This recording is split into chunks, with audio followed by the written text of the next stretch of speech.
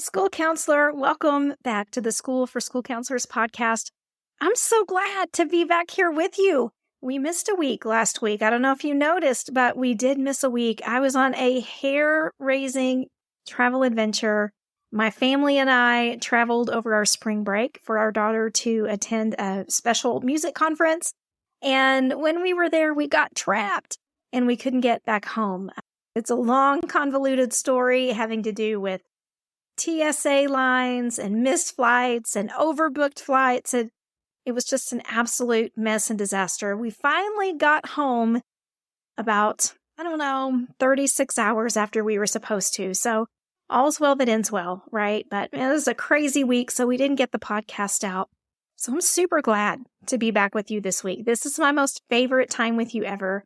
And I hope you're getting so much out of this and a lot of valuable information. This week, I want to talk about one of the essential components of our self-care that we often kind of think we know what it is, but we really don't realize what it is at all. So we're going to jump into what that is in just a minute. But before I get too involved in that, because you guys know when I start talking, I can go on, I want to recognize one of our podcast listeners. This is a review that was sent to us from one of our listeners of the podcast. JVAB96 said, "I'm a new school counselor and I feel like a sponge, constantly looking for more info to soak in. Finding this podcast was a blessing. Steph is real and helpful. She addresses what is really going on in our jobs as school counselors. The latest episode on self-compassion is so good. I have listened to it twice to try to soak it all in. The support and understanding I feel when listening to this podcast is so valuable." So thank you, JVAB96. That just means more to us than you'll ever know. And guys, remember, this is the currency of the podcasting world. We need your reviews. We need your ratings to keep us on the platforms so that they'll show our stuff to other school counselors that might need to hear this message, who might need to know that the school counseling world isn't perfect and that's okay. That there are things that we can do to function successfully within the education world without feeling depleted, without feeling overwhelmed, without feeling like we're already burned out before we started. More on that in just a minute. So thank you, JVAB96, for that wonderful review. And I hope that some of you will consider leaving your own. I would love to be able to read it on the podcast. All right, so this week we're going to be talking about a major component of not only your self-care, but of your professional wellness.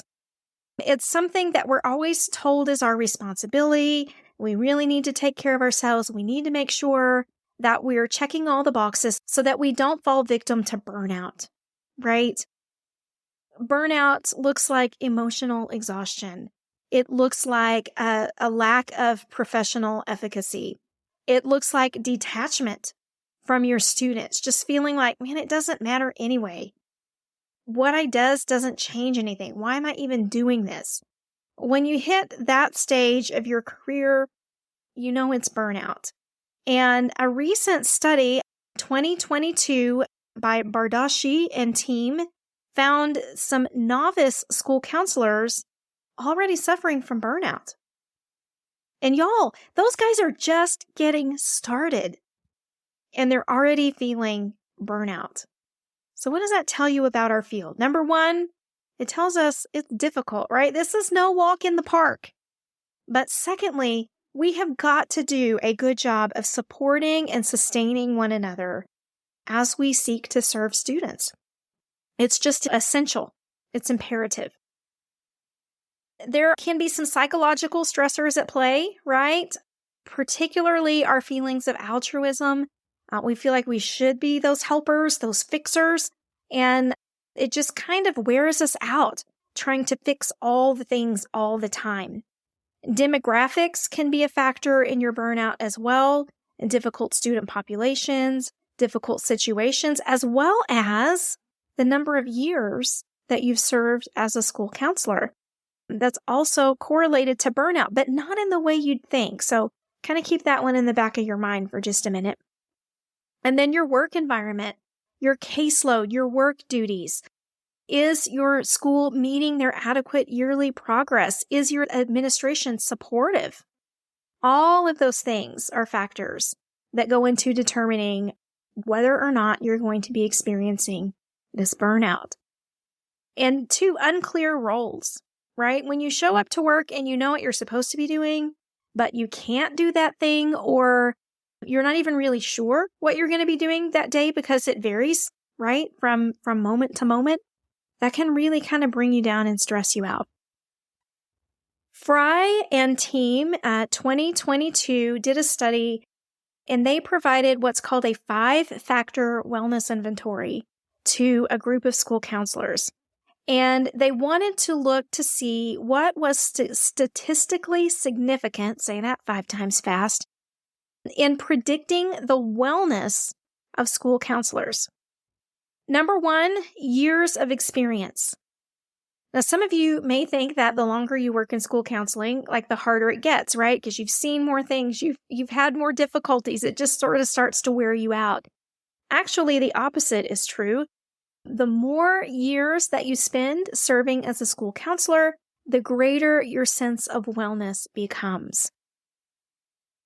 Experienced school counselors, veterans in the field report fewer burnout symptoms and increased existential wellness. Man, think about that for a minute. So these are the folks that have really found their why. They really know why they're doing what they're doing. They really have kind of a North Star guiding all their efforts. And despite the difficulties, they know where they're headed and they know why they're doing it. Some more predictors of wellness include race, ethnicity, and gender. No surprise there. But also the amount of time spent in monthly consultation. More time spent in consultation led to greater scores in what they call creative self in this 5-factor wellness inventory. And it's just the opportunity to express yourself, converse with others in your field, and just feel like people get you. Significantly correlated with better wellness scores. One quote from that study is, "School counselors who are earlier in their careers may benefit from the mentoring of seasoned school counseling professionals in helping increase their meaning and purpose from a wellness perspective." Those conversations also help increase your self-efficacy, right? You know how to handle things. You know what you want to do about certain situations. That's also a really dynamic component of good consultation. The first study that I mentioned also goes on to say a lack of preparedness and professional competence when entering the profession adds an additional stressor and leads to negative outcomes like burnout and job satisfaction. So what are they saying there?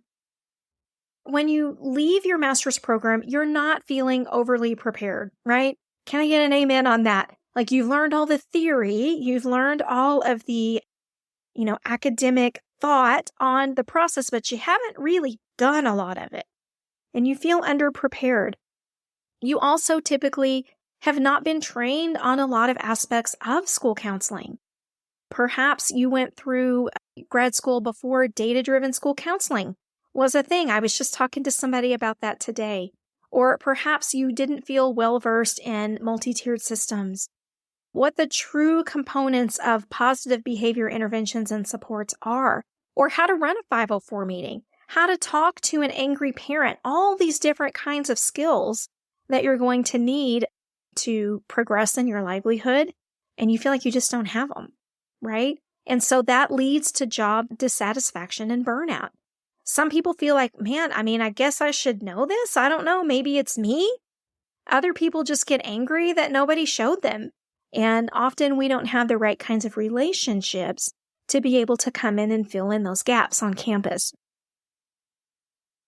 That same study goes on to say there's a gap between the value of clinical supervision for school counselors' professional development and its availability and frequency in the field. Now, we all know that's very, very true. Rural school counselors in particular have a really difficult time with this, building their professional networks to expand access to clinical knowledge, right? Limited resource districts that are really struggling with regard to time, money, personnel, going to have a hard time getting you in for professional consultation activities. And challenging school counseling environments, the ones that you feel like you can't take your eyes off of them for a minute, right? The ones that you feel like are just a dumpster fire waiting to explode the minute you turn your back on it. High trauma programs, high crisis campuses, those are the ones that you feel like you don't even have time to engage in consultation because you're just so busy putting out all the fires.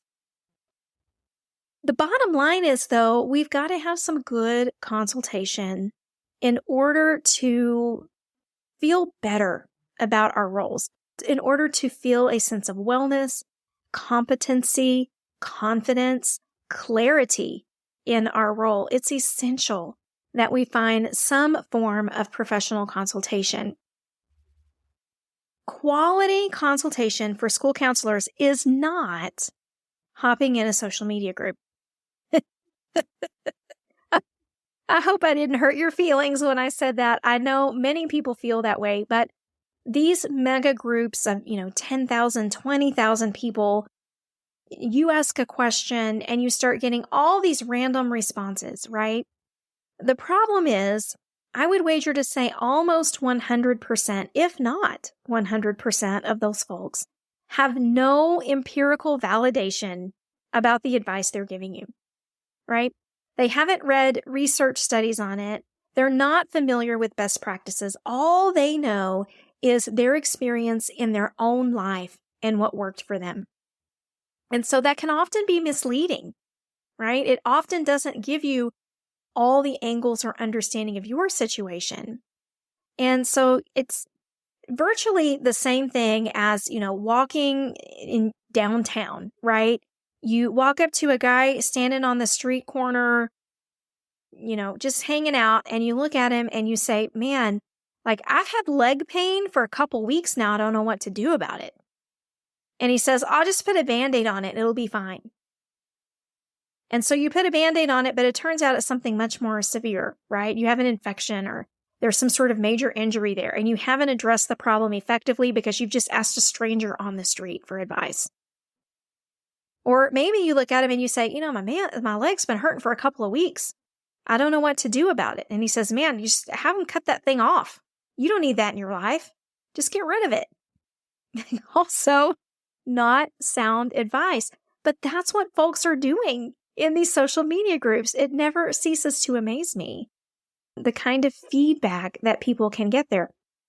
I had a conversation with someone just this morning, legitimately today, who was seeking some interview advice and was getting a million different answers. You should do this. No, you should do that. No, I tried that and it didn't work. I did this instead. And they told me, you know what? I'm so confused by all the responses I'm getting. So we offered them a resource to be able to help clarify. They were very grateful.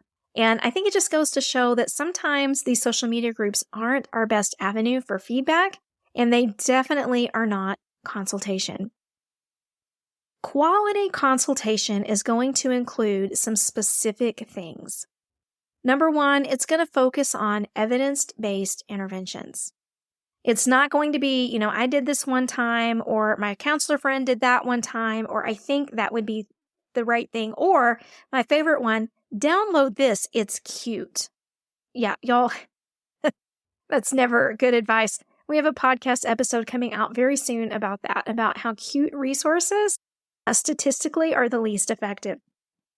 Also, your consultation needs to include contextual and process-oriented approaches for your daily school counseling activities, meaning you need to be part of a cohort of people who understand what it is you're doing. Far beyond just the mode of school counselor, they need to understand the kind of environment that you work in, the kind of dynamics between you and the staff, the kind of conversations that are being had between you and your administrators. What's that relationship like? How much latitude do you have to make decisions? How much trust do your administrators have in you? Those kinds of components that could never, ever be communicated in one brief social media post, one brief conversation at the end of a professional development presentation or something like that. You've got to have more. And then the last one is you've got to be part of a group with high empathy. Research shows us that consultation groups with high empathy facilitate effective decision-making. Again, it goes back to people who know you and who get you. And when they get you, they can offer better feedback, which better helps you make a good decision about your next steps. This is all interplay together. And once you're able to do that, and you not only feel the support of your consultation group, but you feel like you're making good decisions, because for the most part they're working out, then that threat of burnout, that fear, right, of having to leave your career that you've worked so hard for, that you've invested tens of thousands of dollars pursuing, that all that's gone. You don't have to worry about that because you know you're in good hands. According to Lyons, I'll have to get the date for you on this one, the greatest barrier for participants in consultation 100% of the time in their study was time. Folks felt like they didn't have the time to engage in quality consultation. They were too busy. They had too many responsibilities outside of work. They couldn't leave their campuses, right? Because there was so much going on, so many people depending on them, so many responsibilities, but they also didn't have the time outside of work to engage in that consultation either. What's funny is the study also found that once they got started, that time argument became almost a non-issue. Yeah. Because sometimes it's our fear of it, right? Or our expectation that we have to do things perfectly in order to be successful. And that is definitely not the case. So if you've been wishing that you had a professional consultation community, but you haven't sought one out because you've been worried about time constraints, let go of it. Just try. Just put a toe in and try it, because research is telling us it's usually an unfounded fear. Those who saw some evidence-based practice, consultation, and exploration as an application to their broader school context, and not just individuals on their caseloads, were most successful in participating. So that's a lot to unpack there as well. When we take these concepts, these ideas, and we're able to extrapolate them out to an understanding of our broader school context, it does a couple of things for us. Number one, we're able to learn from situations that aren't necessarily ours, right? So in consultation, you're discussing things, you're hearing from people that are dealing with certain issues, you're able to sort of translate those over into your field without having to specifically talk about your situation. That's very valuable. Because as you begin to work through these and really develop your understanding of how you see school counseling, how you like to work, and what's appropriate for your campus, you're going to build clarity around your role. When you develop clarity, then that leads to competence, right? You're competent in your subject matter. You're able to speak on it at the drop of a hat when somebody asks a question. What do you think we should do? Well, best practice is this. You'll know that because you'll have it in you. Your clarity leads to competence. Your competence leads to confidence. Now you're able to have more of a voice on campus. You're not afraid to speak up. You're not afraid to make recommendations about next steps for students or for groups of students. And that confidence leads to clout. And that's when things start changing on campus. That's when you really become a mover and a shaker. People start to look toward you as a subject matter expert, and you're able to really start to craft and design a school counseling program that's best for students. It's an amazing, amazing process. So that's one thing. The other thing that I want to bring up with respect to this about sort of applying these evidence-based approaches to a broader school context is a question that I bet you've seen a lot out in the social media world. And I sound like I'm social media hating today. Maybe I am a little bit, but I mean, just for background knowledge, that's why we built School for School Counselors. That's why we built our School for School Counselors Mastermind, because we got tired of seeing people misled and overwhelmed in these social media forums. All right, just to be crystal clear, that is my vantage point. But asking for specific interventions for specific situations, more often than not, will hamstring you, right? These are the folks that are posting saying, does anyone have a resource for a kid that's 10 years old that just experienced the death of a close family member and now they're having separation anxiety?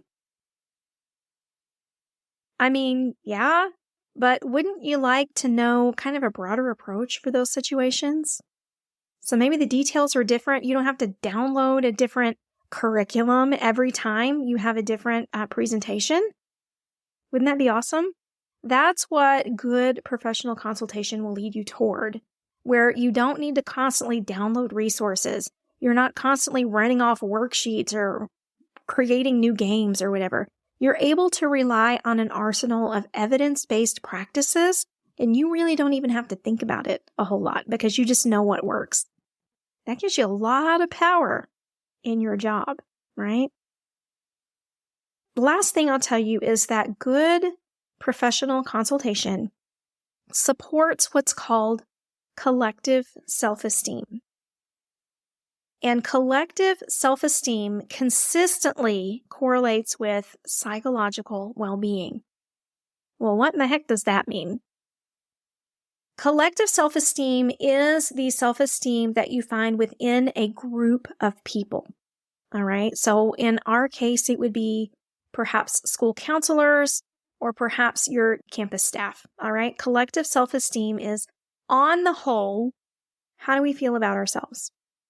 And an increase in collective self-esteem leads to psychological well-being. This will help prevent or at least moderate those feelings and risk of burnout.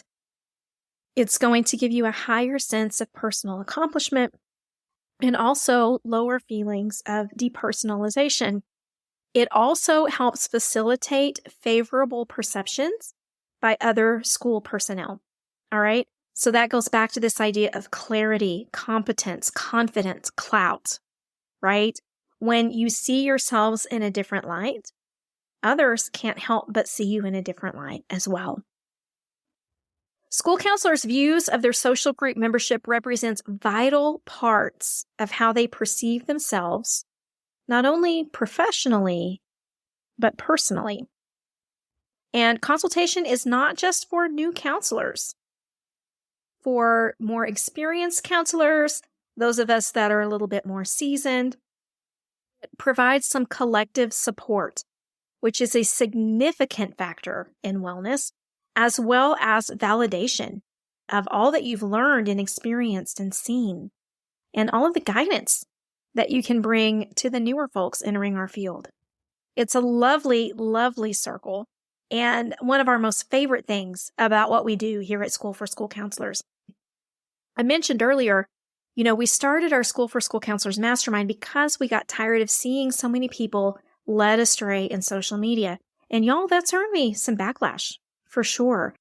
Some of your leaders that are growing these mega social media groups are not appreciative of my stance. And as an effect of that, I've been banned from a lot of large educational groups on social media because they don't agree with me. I think maybe they think I'm diverting people from them. I really don't understand the rationale. But what I can tell you is this. My number one goal is to support, empower, and educate school counselors. That's what we aim to do with our School for School Counselors Mastermind. We want you feeling like the absolute best school counselor that you can be. And so an essential component of the mastermind are our consultation chats. We hold them every week at the same time, Tuesdays, 8 p.m. Eastern, every week. And this is our time to come together. It's our cohort of people that just know each other. We understand the ins and outs of where we're working, how things are going, what we're up against, and what's being tackled, right? We're able to provide some insight as to what evidence-based is, what best practice might be. We're able to correlate that with the dynamics on campus, what that school counselor's goals are. It's just an amazing, intriguing conversation, and it happens every week. And the really cool thing about this is, you might be thinking, well, they already all know each other, then why would I join? Like, I'm just going to be, taking everybody backwards, right? Or they don't know me. So how is that helpful? But I promise you, this is the most accepting, encouraging, and inviting group of professionals you could ever hope to meet. And we know that because we've designed it that way. We've designed our mastermind to attract those kinds of individuals and to those relationships so that we can all benefit from each other. It's an amazing process. If you've been thinking about it, join us, schoolforschoolcounselors.com/mastermind, or you can go to the link in the show information here on this episode. We'll have a link there for you. Just click it, go on over, see what you think about it, see if it's something that you might need in your career right now, because I'm going to tell you, most of us do. Most of us do. But wherever you find your professional consultation, make sure that it has those essential components, right? That it's giving you a focus on evidence-based practices, that it is contextual and process-oriented, and that it provides high empathy, which means it has to be real relationships. And if you can do that, guys, you're going to be all set. I promise you, you're going to be destined for greatness. All right, so I'll be back again soon with another episode here on the School for School Counselors podcast. Until then, I hope you have the best week. Take care.